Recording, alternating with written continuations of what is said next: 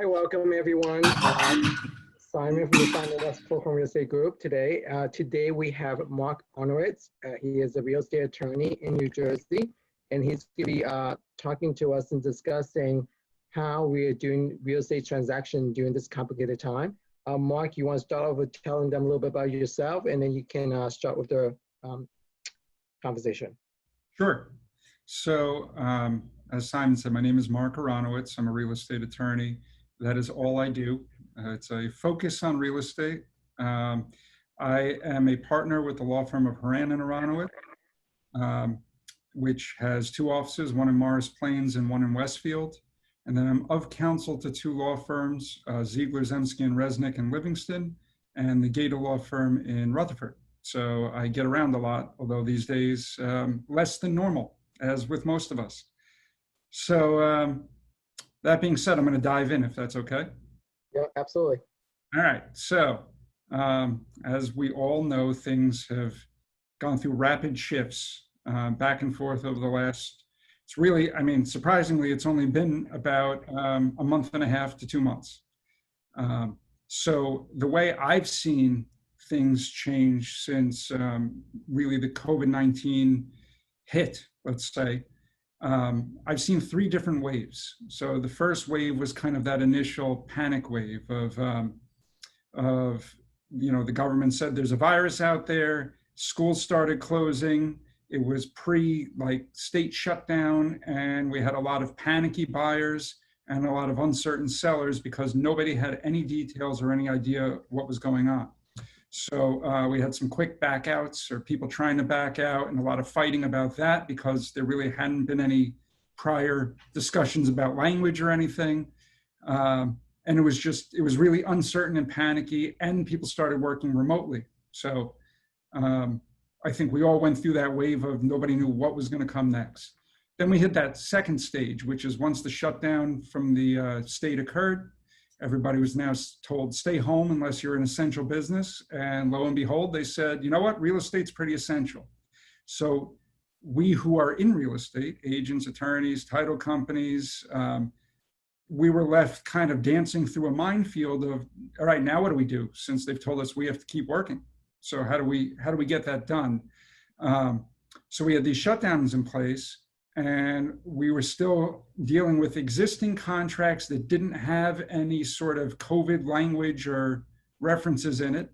And now we were getting new contracts in.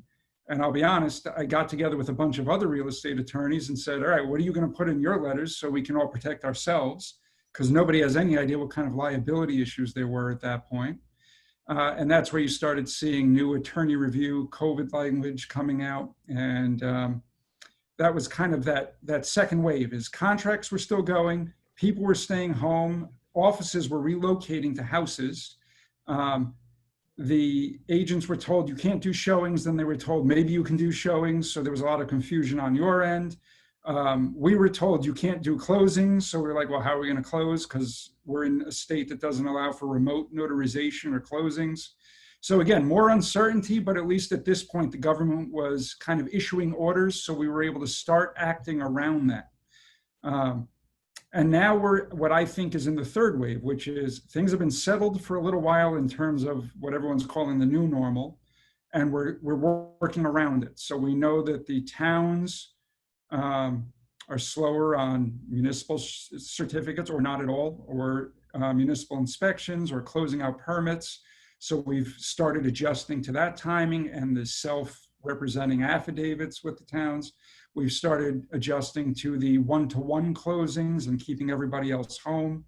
And that's kind of where I want to direct this conversation is what's going on right now, now that we're past those initial stages of panic and what's going to happen, at least as far as I could tell, in the next near future, going into a lot of people saying, let's reopen. So where we're at now, we've kind of hit that. In that second wave, I felt like buyers had gone away. We weren't seeing any new contracts. We were still getting a lot of pressure from sellers to close out existing contracts. And we were dealing with inspectors who didn't want to come out, towns who didn't want to, issue certifications, and banks who didn't know what they were doing. We've kind of crossed that bridge. And now I'm seeing a little mini wave of maybe new buyers. So knock on wood, I got a couple of new contracts, and I'm hoping you're all maybe seeing a little bit of a renewed interest now that things seem to have settled down a little bit. And with those new buyers, we have attorney review language on COVID-19, which we've now been using for roughly a month. And we're also seeing the COVID-19 addendums that are now being used by, there's the agency addendums, I'm calling them, where individual agencies like Keller Williams have created their own. And then there's addendums from like the Association of Realtors that they created a form addendum that would get tacked onto their standard real estate contract. Here's my view on these addendums so far.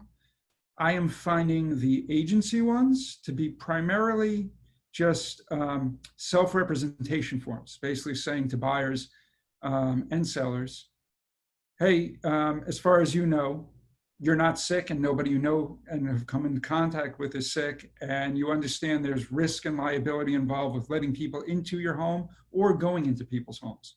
That's pretty much half of it. And then the remainder is essentially protection of liability language for the agency and the agents. It basically says you understand that the agents aren't medical professionals.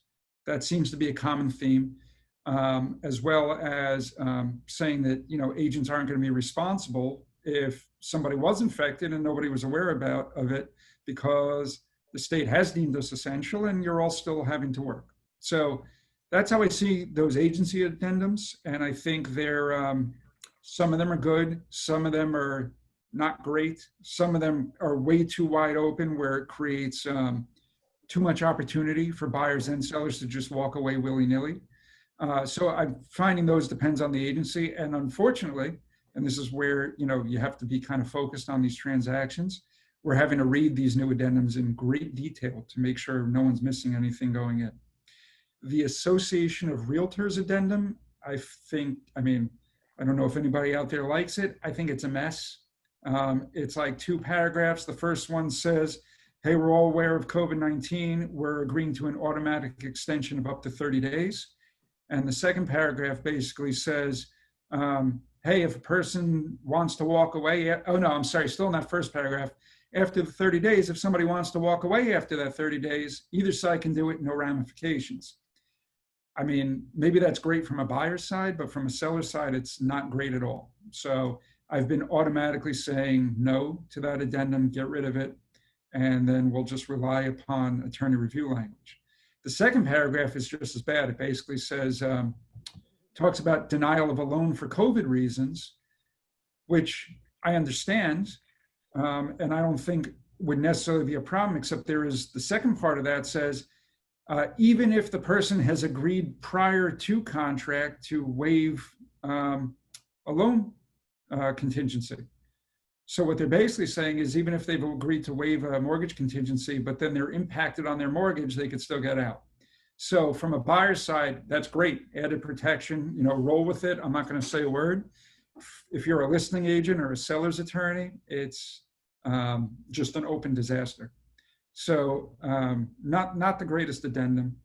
What we have been doing in attorney review is saying, for the most part, we all understand that we rely on a lot of third parties in these transactions, inspectors, lenders, title companies, and towns.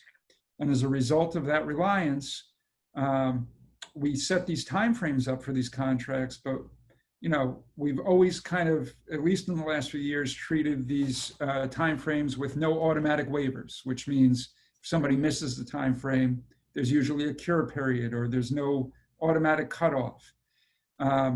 What the COVID-19 language is basically doing is saying, we don't know what the cure period will be. So we're all agreeing to reasonable extensions, essentially for as long as necessary, which sounds broad-based, but what it doesn't really touch on is contract termination.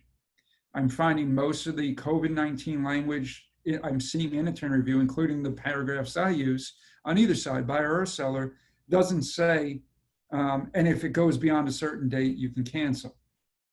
Because I think everybody's trying to avoid these automatic terminations, which was the original fear factor. So agreement on extensions, yes, because you don't know what's going to happen day to day. agreement on cancellation just because of timing is no.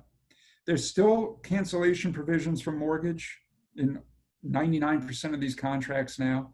And if a lender denies a loan for a COVID-19 reason, loss of job, illness, we all deal with that. I mean, that's part of a mortgage commitment. So they would be able to cancel and get their money back.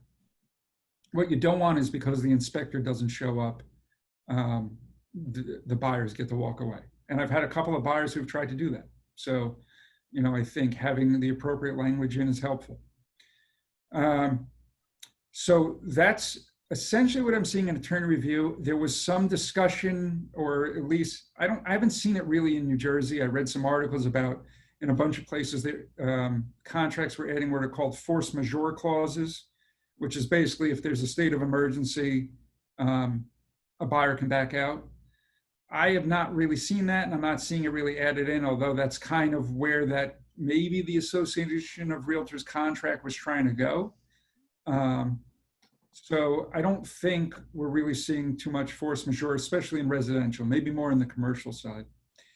And, that's really it. That's all that's changed in terms of the contract itself and the attorney review. It's been a little bit of an additional language and those addendums, which we're kind of working through, which has been good for right now. The problem has been dealing with the contracts that came before all this language. What do we do with those? And my position is the ones that have canceled and are still kind of being fought over, it's just going to play out in terms of what's the liability over a course of time. I haven't been involved in any that have reached lawsuit stage or holding deposits back or anything like that yet, but I know that it's happened a lot. And I think for those, it's just going to play out over a course of years because, frankly, the courts are closed, which has been a nice little leverage position when people are saying to, buyers or sellers, if you walk away, we're going to sue you. The response is, go ahead. The courts are closed. We'll see you in 2 years. So, there's been some of that. I think people have adjusted to a practical reality too. I've seen some people who have backed out of deals have to give up some money out of the deposit to cover costs, things like that. So I think people have a reasonable understanding that it's, it's better to end it now if people are trying to end it, as opposed to stretching it out over a course of time for litigation or just general stress. Also, it allows you to relist, and even though that's not necessarily the greatest thing at the moment with the market being what it is, you may see differently, but I'm getting contracts still, and I think there are still buyers coming around, so it's better to have the ability to sell than to not. Mark, can you cover a little bit about, so let's say you go through the attorney review process. Now we are at the home inspection. Are you seeing the home inspection being done a little bit more easier, or they're being more difficult between the buyer and seller? Are they asking very laundry list versus they're reasonable of the items that they want to request to be repaired?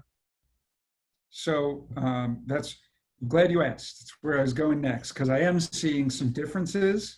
I don't think I'm seeing any differences in terms of the requests themselves, whether it's laundry list or not.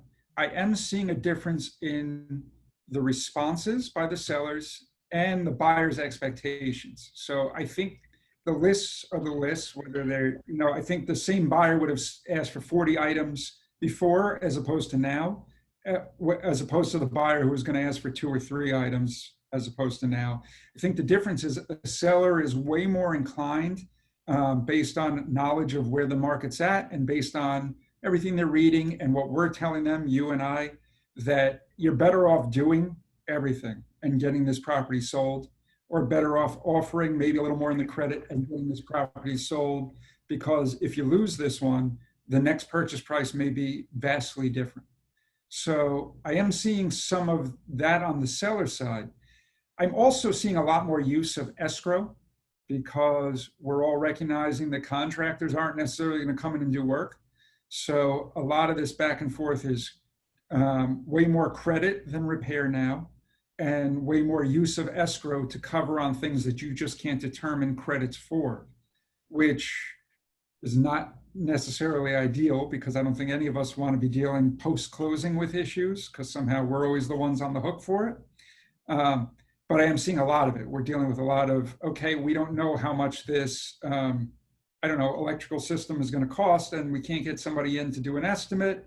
And the people we are getting in aren't returning our calls because, you know, he got sick or whatever. So let's agree on an escrow of this amount, and then we'll deal with it post-closing, which is great that it doesn't hold up the closing. But again, it's a problem that we then have to deal with it. And I'm still cutting checks for escrow situations 2 months post-closing. So this is for any amount of money, or do you agree to the credit amount, the global credit, and put that into escrow? And how long can we hold that in escrow for? How long? So, well, if it's a global credit and it's going to be applied at closing, then that's good. It's just dealt with at closing. I've had a bunch of escrow repairs where it's like, let's say the electrical panel needs to be replaced, but no electrician, or at least the electrician that they're using, isn't going to come in while they're in a shutdown order.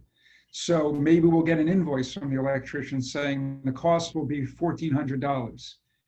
At closing, we hold that in escrow. It says electrical panel, $1,400. And then when the guy can finally come in, we pay him directly, essentially. Or if the cost can't be determined at all, we just figure out a cost escrow, like $5,000 for the same electrical panel concept, and then we hold it until somebody can come out and do an estimate. It's not universal. A lot of things can be checked, but depending on what the item is, we are dealing with that a lot more than we used to. It's for that specific items, right? It's not like a blanket escrow that they can come back asking for something else while they move into the house and something else go wrong. No, not that. It would be for specific items and issues. It's the ones we can't come to an agreement on with the credit or repair pre-closing. But you're not going to hold open like, hey, we're going to hold open this whole inspection contingency with an escrow, because then we will be dealing with it for the rest of our lives, and there will be lawsuits, and we all know it. So no, I'm talking about very specific items that can't be addressed and dealt with before closing. Beyond that, other than the timing, which has clearly been an issue in terms of getting inspectors in and getting repairs done, it's been pretty much the same. It's, you know, as I said, it's sellers are more inclined to get things done. People are more inclined to deal with credits and escrows as opposed to repairs. And we're all just massaging the timing a little more than we once were. Whereas it might have been 7 days, now it's, 14, and then probably some follow-up while we're all dealing with these questions. So, but, people are still getting inspections resolved and kind of pushing through. And then, does that answer what you're asking me, Simon? Yeah. Okay. So then the other things I'm seeing is kind of different than they once were. Title. So I've always been of the opinion, order title early. Like the second attorney review is over, I order title. The reason for that is so that we get ahead of it early on for any issues. That's even way more critical now. The counties, depending on the county searchers are extremely slow at the moment because they're hand sifting on a remote basis all these records. So whereas some are still fine and turning around fast, I've had no problem with like Union County, Morris County, mainly because all of their records were pretty much uploaded already into electronic recording systems. Where we're having a real problem is Essex. Essex has been a beast because before a certain year, nothing is online yet except for deeds. And deeds are never really the problem. The problem is always mortgages and judgments. So when people are ordering title, instead of the week it used to take or 2 weeks, it's taking a month. And when you have a closing that's trying to be done in 30 to 45 days, I'm getting title work like the day before closing. And if there's any issues, it's a train wreck. And we're dealing with that a lot. I mean, I don't know how much you guys see it because we're trying to deal with it before it becomes a closing issue, but it is definitely an issue and it's cropping up more and more where we're hunting. And when you have a situation where it's not a 24-hour clearance, like a judgment that I can make a phone call and we find out the judgment's all taken care of, or an owner's policy from the current owner might clear up an issue. When it's something beyond that, it's going to be a closing delay, without question. So that's a real issue, those title issues. And so beyond title, the only other real kind of trigger point is lender. And I think early on, my expectation was the banks were going to be a disaster, that we were going to have massive, massive issues with lenders. To give them credit, I'm not really seeing that. I'm kind of seeing that they're still getting things done within a 30 to 45-day time frame. I think the difference is that the standards have become much tighter. So those last minute employment verifications, the credit reports, everything that was once level A, they've now up to level A plus that they want to see from these buyers because of potential concerns. So I think timing wise, it's still okay. I think I'm still getting commitments in a reasonable period of time. I think they, even though they've gone remote, they're still being fairly responsive, because a lot of these lenders, especially the processors, are now working back home or back office.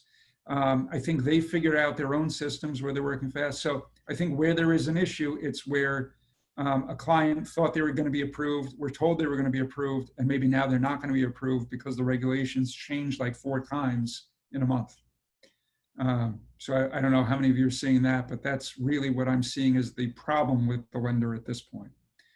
What about appraisal? Are you seeing any challenging with appraisal and coming back to the seller at this point?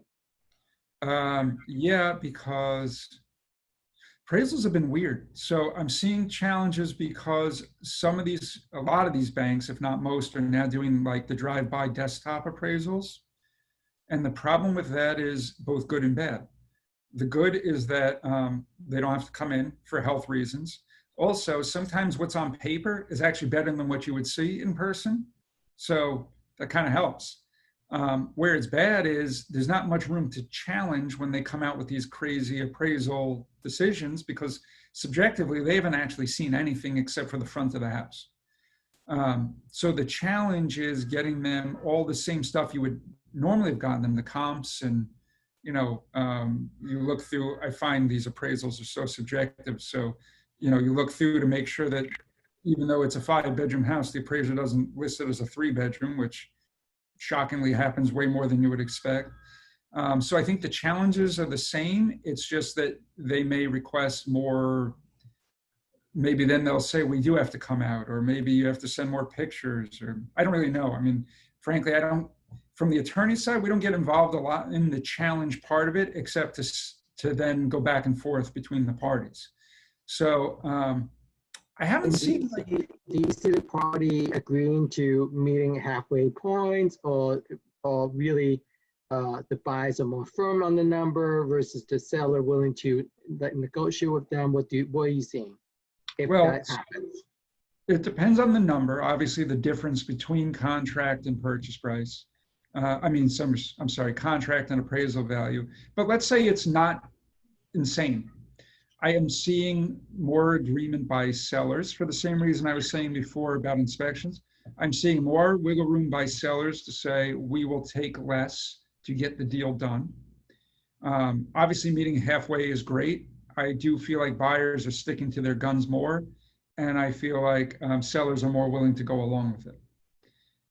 And where that it used to be, I would do a lot with, let's say we would get the appraisal and the inspection at the same time and use both to, instead of doing inspection repairs, maybe we'll agree to a reduced appraisal if it comes in low.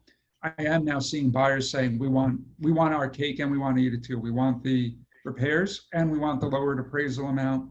And, we don't think, and they know that sellers are in a tough position. And the flip side of that is I'm seeing sellers more agreeable to saying, we will give you both, or we will meet you more in the middle on the appraisal and still do the inspection stuff. So yeah, I am seeing some shifts and some differences.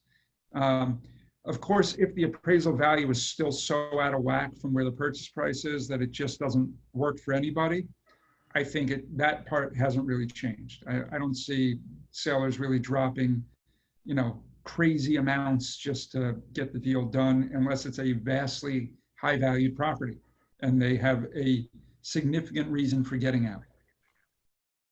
Um, so that's kind of what I'm seeing on appraisals. And then assuming we get through all that other stuff, then we're getting to the point of closing. And now we have the wacky world of how we're getting closings done these days. And for the first month, it was really problematic because we had title companies who just closed. Then we had title companies saying, okay, we're going to do closings. Here's what you have to do. We're going to meet you outside in a parking lot at a table and put on our masks and gloves, just the buyers and settlement agent. And if it rains, closing's off, basically. Otherwise, we'll meet you there, we'll do the closing, and then we'll get back to everybody later. And there's been a lot of wires and a lot of checks, and checks have gone missing, and commissions aren't getting to where they're supposed to be. And the remoteness didn't really get itself sorted out as quickly as I think everybody was hoping it would. And from the attorney perspective, part of what I've always kind of prided myself on was I'm going to be at and be involved with every closing, sit there and go through the package with my client. That became a problem too, because the more people you have in the room, the more difficult it became, and buyers don't want that. And frankly, the title people don't want it either. So I'm still finding that it's easier to do these things somewhat in person and just maybe have people in different rooms as it's happening. The state then passed remote notarization a couple weeks ago, and everybody got really excited and said, now we can do all this remotely. The problem is that the way they set it up was that it's an emergency-based remote notarization act. So it lasts until the end of the state of emergency. And so all the lenders are basically saying, yeah, this isn't going to work. So we still need wet signatures on loan documents. So effectively, nothing has really changed. If it's a cash transaction, I can do it remotely from the buyer's side. And if it's a loan transaction, we're really not able to do it remotely. And I know a lot of the title companies are putting out these notices saying, we can now do your closings remotely. It's not really accurate. All they're really doing is saying, we'll come to you and we'll sit in the car and you sit in the house and we'll go FaceTime, but we're still going to be within like a range of each other so everything can be done while we're close enough that we know it's you signing, which is the same as really being, having to go somewhere to do it, as opposed to being able to do it from your house, which is what I think everybody was hoping for. From a seller side, it's actually great because we are able to do like the FaceTime notary and then just have the documents sent back to us and then overnighted, then I notarize wherever I am, and then I overnight it on from there to wherever it's supposed to go. So I have found from a seller's perspective, where we were overnighting a lot of things previously, now it's actually become much easier because everybody's kind of gotten streamlined with how to do the overnights and the notarization. So buyer side, still not the greatest. We are making it work. There's still closings happening all the time. I had 2 in my office yesterday. It's not fun. Everyone's in masks and gloves, different, we're really limiting who's going to be there. I'm sure you're all aware that the firm stance is no agents in the room because it quickly jumps up from 2 people to 10. No bank representatives because they used to like to show up, and I'm saying to them, I understand you like to be there. No, not even in the office. Just stay home. If there's a problem, we will call you. That's what phones are now for. And I think it's working, and I think people are pretty much on board. And the ones who aren't are the ones who would have had either a health concern or an issue no matter what we were doing. And if that's the case, then we are having to deal with a more global issue with that particular transaction about not being able to close it maybe as easily. So that's how we're doing the closing side. We are there. Most banks, by the way, have gotten rid of the funding approval, which I don't know if you have all seen because you're not at the closings these days. That's helped a lot. So instead of sitting there having to wait for 2 hours for funding approval, most banks and title companies are saying, all right, there's no funding approval, or the title company is saying, you know what, if there is, the ones who used to say, we'll sit here and get it done are now saying, we're not going to make everyone wait. We'll go deal with it. And if there's an issue, we'll circle back around. So that's helped a lot. It's keeping these closings like an hour at most. And most of them are substantially less because everyone's just dying to sign and get out of each other's faces these days. So that's it with closings. And then from post-closing, is the kind of the last piece of this puzzle, because there's a lot more open post-closing issues than we had when I was talking about before with escrows, walkthrough issues, because walkthroughs are a little weird too. You know, people are dicey about those. Clearance of various things, COs and smoke certs, because I forgot to touch on this, because the towns aren't necessarily doing all the inspections for permit closeouts and things. We have a lot of post-closing escrows for that. So I think the attorneys and the title companies are just going to be involved longer on these transactions than they once were. And there's going to be a lot of post-closing issues that will probably crop up over the next year or two as we're sorting things out from transactions happening now and over the next few months. And what kind of walkthrough issue are you seeing right Well, now? So I think it's in conjunction with the whole closing issue itself. So what you have is, I have a lot, so sellers who need to buy at the same time, they're selling and then they're buying. They were once able to go to a hotel or a family member. They can't right now, or at least most of them can't. So what's happening is same day closings had become very difficult in the normal course over the last year or two in a real world. Now they've become nearly impossible. And what you have are buyers trying to do walkthroughs, but they can't go into a house while there's movers and people there. One, just because you wouldn't want them to do that during a walkthrough anyway, but two, because they're not supposed to be in contact with other people. Social distancing doesn't really lend itself to 100 people in a house for a walkthrough. So one, they have to wait until everybody's out, which creates further delays on the day of. Or what they're doing is they'll do like a cursory, let me get in and out type walkthrough, and then call me and say, we have X, Y, and Z questions. We couldn't figure this out, and we still want to close. And then I end up talking to the attorney about, let's hold X amount until tomorrow when your people are fully out, things like that. That has become, I've had to deal with it like 5 times in 2 weeks, where the sellers are just not out in time. We need the closings to still happen, and we end up holding escrows for, even if it's just 24 hours, to cover against issues. And are you seeing more of either buyer or seller saying that, we cannot close this day due to COVID-19? And are you seeing also them using that to either maybe possibly use a user occupancy or actually maybe not go through the deal? Well, now not as much. Early on, I was seeing a lot of that. I mean, that was that big wave, I think, at the beginning, where people are like, oh, we can't close because of the shutdown and because of health, and we're not allowed to leave our house. And so we had a lot of extensions and cancellations, and people using other things like inspections and mortgage as a way to get out because of COVID-19, because we were still kind of in the mix of all of that when the shutdown orders came through. Now I'm seeing less of it. I think part of the adapting to the new closing reality has gotten people more comfortable with closing, if not in person, then at least with a lot of, doing the outdoor closings and things like that. I am still seeing some attempts to use the virus and the outgrowth, we're losing our job, or we may lose our job, or, and I'm not trying to say it's not legitimate, because a lot of the job loss and the job fear and the furloughs are legitimate.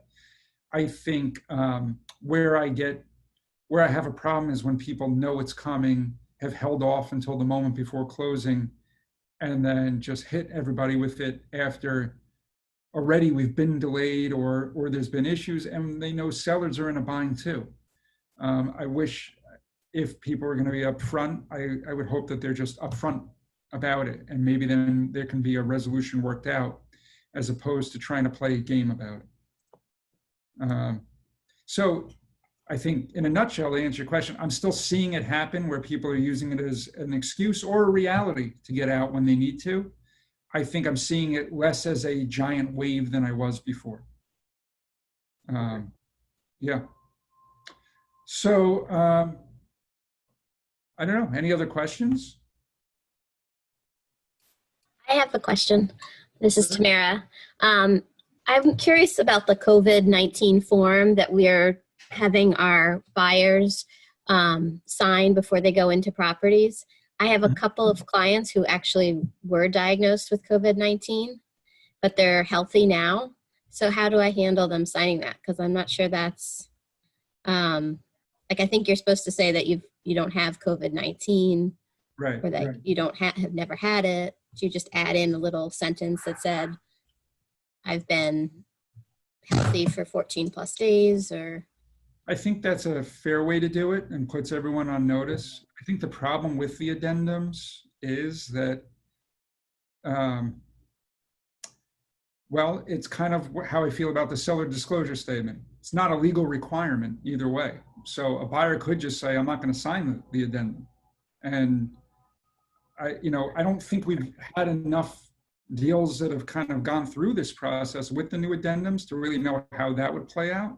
But I think if your buyers want to be upfront about here's where we're at and here's our history over the last 2 months, full disclosure is obviously the way to go. You don't want to hide and then be caught out later. That's true on anything with a real estate contract. I think it'll be worse with this stuff, but I always say you're better off being upfront than hiding it. And in this case, omission is, I think it's a little different than omitting something you're aware of about the house that may not be on the seller disclosure statement, may not really be a defect, but you're considering it one way or the other. This is a clear cut. We know what our health was. We might as well be upfront about it.